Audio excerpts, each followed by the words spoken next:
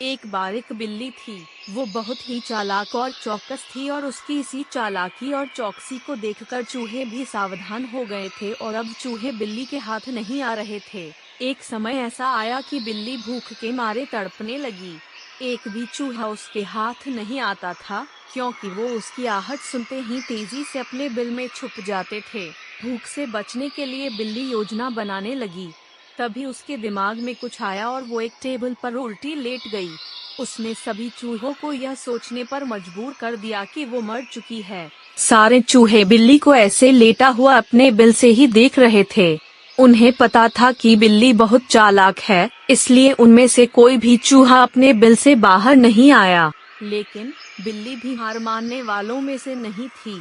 वो बहुत देर तक उसी टेबल पर उल्टी लेटी रही। धीरे धीरे चूहों को लगने लगा कि बिल्ली मर चुकी है। वो जश्न मनाते हुए अपने बिल से निकलने लगे। चूहे जैसे ही बिल्ली की टेबल के पास पहुँचे, उसने उछलकर 2 चूहे पकड़ लिए।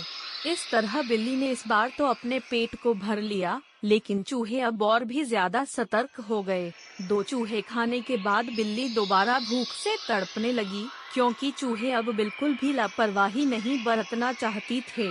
इस बार पेट भरने के लिए एक बार फिर बिल्ली को योजना बनानी थी, लेकिन इस बार छोटी योजना काम नहीं आने वाली थी। इसलिए बिल्ली ने अब खुद को पूरे आटे से ढक लिया। चूहों ने सोचा कि वह आटा है और उसे खाने के लिए आ गए, लेकिन एक बूढ़े चूहे ने उन्हें रोक दिया। उसने ध्यान से आटा देखा तो उसे उसमें बिल्ली का आकार दिखने लगा। तभी बूढ़े चूहे ने हल्ला मचाना शुरू किया।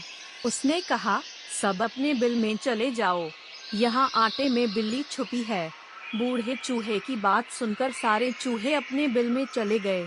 जब बहुत देर तक एक भी चूहा बिल्ली के पास नहीं पहुँचा, तब बिल्ली थकने की वजह से उठ गई। इस तरह बूढ़े चूहे ने अपने अनुभव से सारे चूहों की जान बचा ली।